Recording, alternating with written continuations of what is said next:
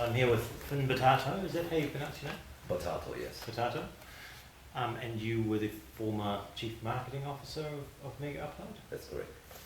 I mean, perhaps to start, we could just start, if you could tell me, your name and your age and where you come from, and what you did when you were with Megaupload. Yeah, so my name is Batato, as you mentioned correctly. I'm born in August '73, and I used to be the Chief Marketing Officer at Megaupload. My job was basically to handle our advertising clients and keep company relations up.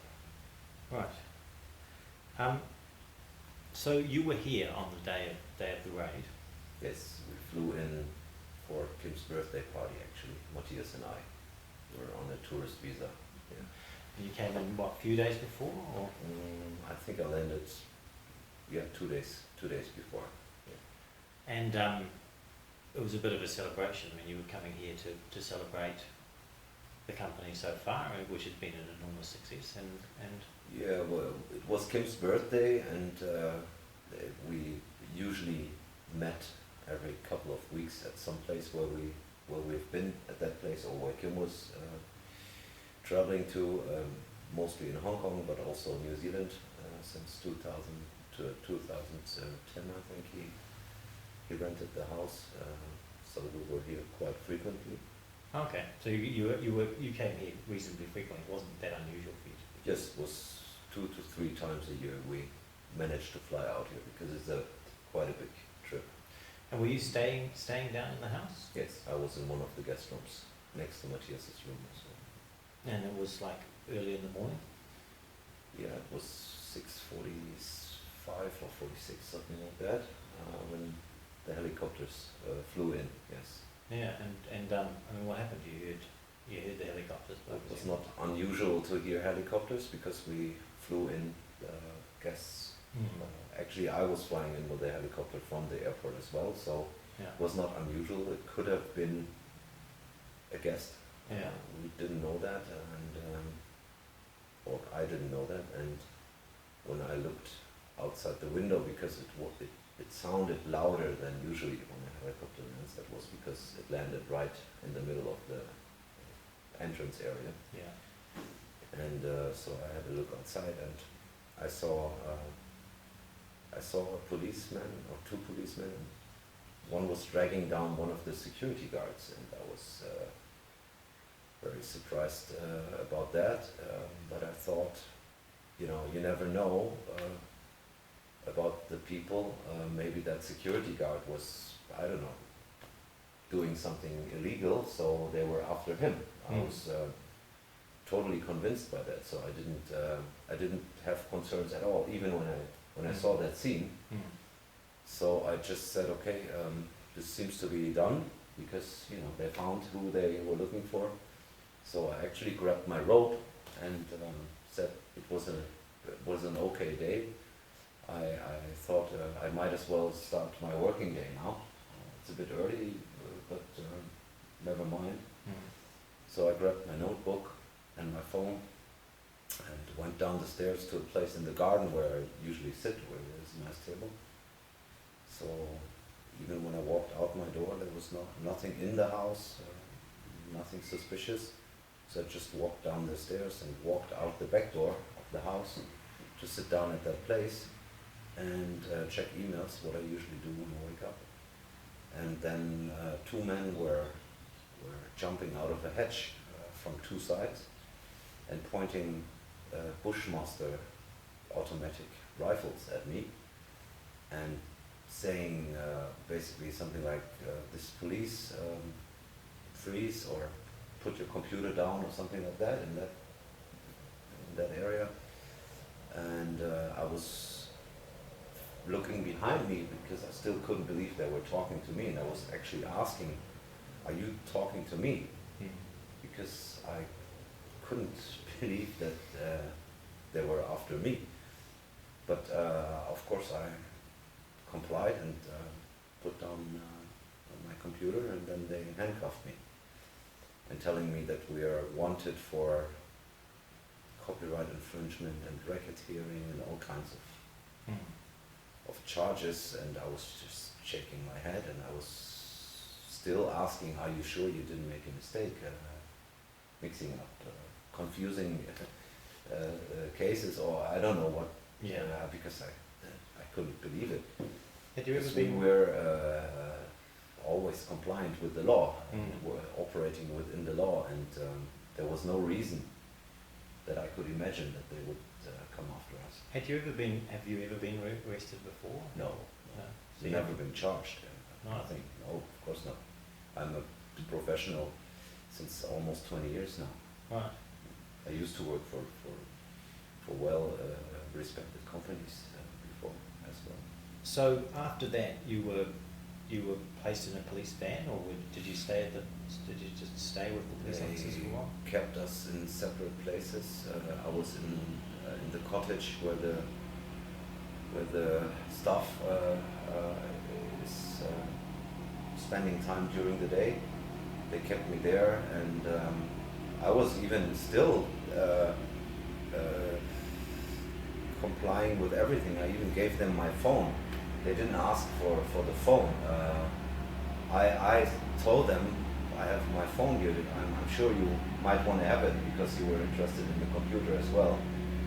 So that argument of saying we had some kind of doomsday device, which came out during the court hearings, and that's why they had to go for a raid of that magnitude, is of course totally not valid, because I still had my phone. Yeah. So if there would have been any doomsday device, I could have, pressed it. Done a bit of a MacGyver or something. Yeah, it was a bit of a James Bond scene. So you were here on holiday. You were expecting to go home.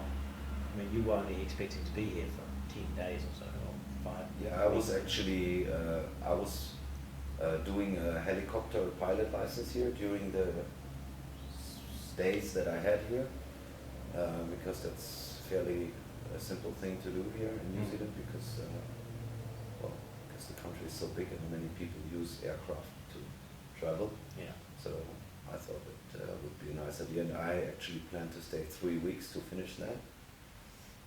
Unfortunately, that is now not possible anymore because of time limitations, because I passed exams already, but those are not valid anymore, so I would have to start all over again. That is one of the side disadvantages of all this. But yeah, I plan to stay 3 weeks, and Matthias planned to stay, I think, 5 days. And you would have gone back to live in Germany? 'Cause that's Yeah, where of you course, live. that's where I used to live, not anymore, because obviously they froze all my assets, and I was not able to keep up my living situation at home. So what happened to your things, your belongings at home? Well, we had to store them, or my brother or my family helped Yeah. to store them. Yeah, but the Americans are very strong in their position not to release anything. So not even the basic things like health insurance, for example. Yeah. No health insurance because I just can't pay it because they won't release anything. So you basically found yourself with no money in a foreign country. I mean, at this stage you're still in jail initially. So you were transported to North Shore Police, yes. Police Station. Yes. And were you questioned, or? Well, they wanted to ask questions. I actually I was not opposed to that, but I thought I might ask my lawyer first. Yeah. Kim managed to get a hold of his lawyers, and they gave us support as well. Yeah. So they said, no, don't say anything. You don't need to say anything. I said, well, I don't have a problem because I can just describe what I did, and there's nothing that could be wrong to say if I just tell them how we operated. But they said, no, don't do that. They will, maybe try something on you. And well, I said, okay. Were you physically maltreated at all? I mean, I know that Kim was. No, as they came out of the hatches, I just stood there and listened to what they wanted, and it seems there was no reason for them to drag me down. I think with Kim it was just a frustration because they were looking for him for like 15 minutes and Because they didn't know where he was, because he was Yes. hiding in the well, he was not hiding, he In was the safe going to the safe room, which was what he was instructed to do by our security Yeah. people. If he sees that there is a situation that is unusual, he should go there and Yeah. wait there. So that is what he did. But I think there was a lot of frustration with those people who were looking for him, because if you plan to arrest someone immediately and you lose all that time in between, especially about that doomsday device, Yeah. they were just frustrated and let their anger out on him. I guess I was not there, I cannot tell, but that would be my idea, because I don't see why you need to beat someone who's already sitting on the floor. I don't understand that So you- necessity. So you then found yourself in prison for the first time in your life. Yes. And what was that like? I mean, it must have been a long way to fall. You'd come to New Zealand as the chief marketing officer of a multi-million-dollar company that was doing spectacularly well, the Yeah. world's most successful sort of cloud storage, and cloud storage was very hot, and you guys had a lot planned. Yes. And now suddenly how did that feel? Well, felt bad. First of all, you don't really understand it, because no one would share any information, and of course it could always be, when you have 220 people working in that company, you think there might have been a group of people somewhere that are not working close to you that might have done something wrong. That's the first idea, because you would never get the idea that a company that was completely operating in a legal fashion would be subject to such a crime, what they did. That's a crime, actually, because it was also ruled illegal afterwards. All the warrants and how they went after us. And for me, that's an armed assault and abduction. That's it's not something that you can justify, because it was completely illegal. But back to the point of my first thoughts, you first think there must be something wrong, or must have been some misbehavior or something from anyone. But that's not the case, and that's crazy. And we found that out when we read the indictment, actually, in jail. We knew what was going on. That was just a setup. It was a setup by Hollywood. Because they didn't like the actual laws that are in place. They find that insufficient to protect their interests, and we have been framed. So now, over those first 10 days, you now believe that you were bugged by the prison authorities. They were listening to you, thinking that Well, possibly. I mean, looking at what happened before that and all the illegal things that happened before that, I would not be astounded if they would have kept surveilling us, which is good for us, because when we were sitting together, we talked about the indictment and we talked about our operation, and we have a clear conscience about that. So when you were in prison, were you in separate cells? We were shifted around in different blocks and cells all the time. Yeah. But for a couple of days, I shared a cell with Bram, and Kim, Bram, and I were in the same block at least. Yeah. And how you were in jail for several weeks in the end, wasn't it? 6 weeks or something? No, 3.5 weeks. 3.5 weeks. Yeah. And how did that affect you? I mean, sort of emotionally and professionally. I'm kind of stress-proof person, so which means I can cope with new situations pretty good.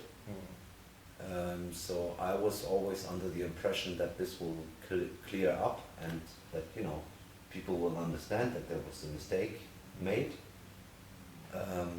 So I was actually looking into the future quite positively, but of course being in jail is not nice, especially if you don't deserve it. after that you had no money. I mean, you then found yourself released, but you had no money at all. All your assets had been seized, and That's correct. and your family must have been kind of worried about you, I would imagine. Oh yeah, it was horrible for them because it's not like we got arrested in Austria or something where we can hop in the car, you know, and pay a visit every week. We are here literally on the other end of the world, and they couldn't get a hold of me also by the phone because in the first weeks in prison it was just not possible. You were allowed one phone call and that's it. So all the information flow was not there, and then you know your parents are sitting there and not knowing what's going on. That's horrible, of course. My mom told me she was crying basically every day the first weeks, of course, until she was able to speak to me and also get some information, because the Americans were using heavy words in their indictment, such as racketeering, which nobody knows what that is anyway, but also money laundering, which sounds like, you know, if you hear that, everyone thinks your son is a huge criminal and everything. So it was very important that the people in Germany, our friends and family, got some explanations, you know, what the Americans were setting up there, that this whole thing was basically really a setup, and how they worded it, and that, you know, if you read the indictment, what they call money laundering is basically that we paid our bandwidth providers, you know, we paid their bills. They call that money laundering because they alleged that our business was completely illegal, and everything that derived from it is then therefore a criminal payment, and they call that money laundering. So usually what people think of money laundering is that there are some drug deals going on, and then they take that money and put it somewhere and, you know, wash it clean somehow. Yeah. That's what you associate with money laundering. It must have taken you a while to figure that out. You must have originally thought, like you were sort of in a movie, like the enemy of the state, that somehow you'd... Actually, that's a good point. Exactly that movie, Enemy of the State, is kind of like that, because there are people interfering with interests that other powerful people have, and they try to destroy their lives. But that movie has a happy end, and we believe that our movie that we're in here right now will have a happy end too. Let's assume, for argument's sake, let's move on a little bit, that you were sitting here with the head of Sony Music or Warner's or EMI. What would you say to them now? Well, I would say that why would you not, you know, use the technology and adopt to the new life? Why would you try to make people responsible for something that you don't like, although they are not even remotely involved in anything called copyright infringement? Why would you not sit down with innovators? Why would you not adopt to the new times? Why would you? How would you feel if I destroy your life based on nothing, based on some fantasy allegations? So I'm going to go back a bit. And after you left prison, you had no money. You then, where did you live?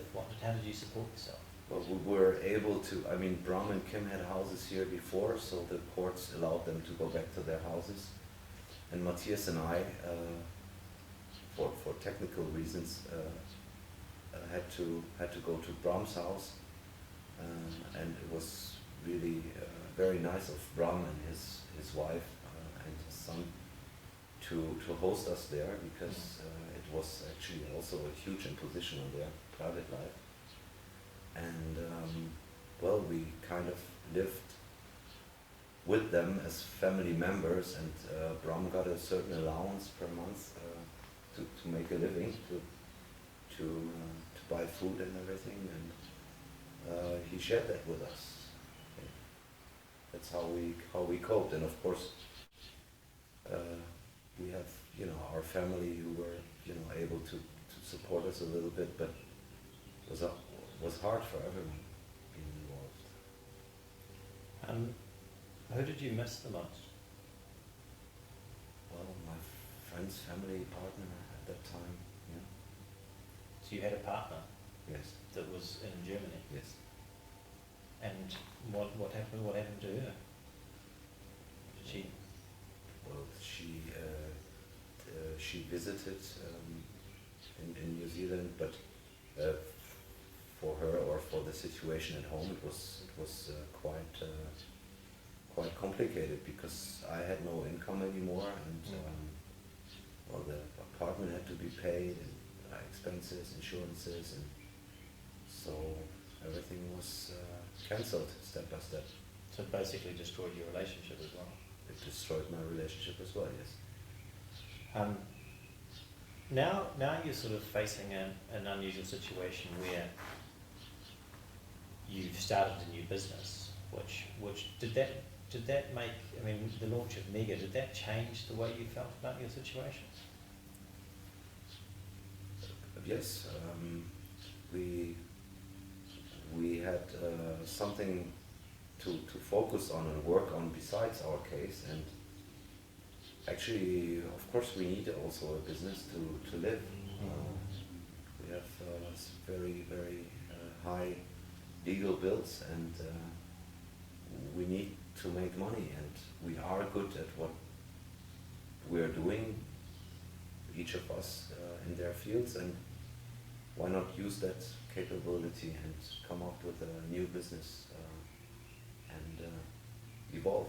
So was that quite an exciting process to sort of to plan Mega and launch Mega? Yes, it was. It was very exciting, and it was interesting, and most of all, it took your thoughts away from from that stupid case and from the way we got treated, because you get traumatized. Yeah. If you did nothing wrong, and someone comes to your house and points a weapon to your head, and you don't know why, you think about that, and you have traumas from that.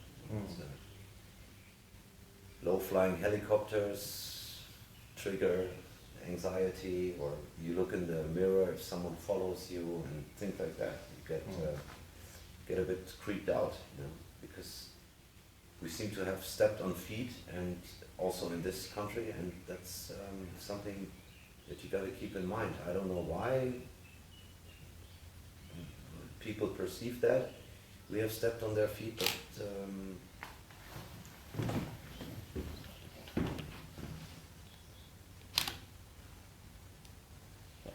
I don't know why people perceive that we have stepped on their feet, but the government here or the authorities are very close to the US, and well, Hollywood has a long arm here into the government as well. So Kim has this theory that they chose to arrest you here. They chose to take Mega out in New Zealand, and that's why he was granted residency here. Do you share that view? I think that makes sense, because the government here and the Prime Minister are very close to the US, and they are very interested in keeping good relations, so it makes sense, to help your ally. The court system, however, has protected you to some extent, and you ran into some. You've had at least two good judges who seem to have stood up for your rights. And we actually don't distinguish between good and bad judges, and we would never say that because we want every judge to be unbiased, because that's how it should be. And that's actually what we wish for, that the law is being applied in our case. We don't need any favors, we don't need any friendly or unfriendly judges. That's not what we're looking for. We're looking for judges who apply the law, and that is being done here. And so far. The law seems to be inordinately complicated. I mean, it seems to be taking a long time and be dragging on and on. Well, if you look at the case and if you look how we operated, they seem to think that they can make us responsible and and indict us for a secondary copyright infringement, which is basically done by users and not by ourselves, and applying that or trying to make that look like primary copyright infringement, that is what makes it complicated. The law is not that complicated. There are laws in place to protect service providers like us from liability from their users' behavior. So the law is actually pretty easy, but the way they constructed it by making us look like a criminal organization and alleging us of racketeering and all that, that's where it starts to become complicated. If the law is being applied on us, we should have already been home. So when Mega was launched and you had the big party here and you invited a large number of people, that was a pretty neat evening. It was quite fun, and it was an amazing spectacle. Is that the way you've always done things? I mean, I was enormously impressed with Corporate culture was to do something right or don't do it at all. That was always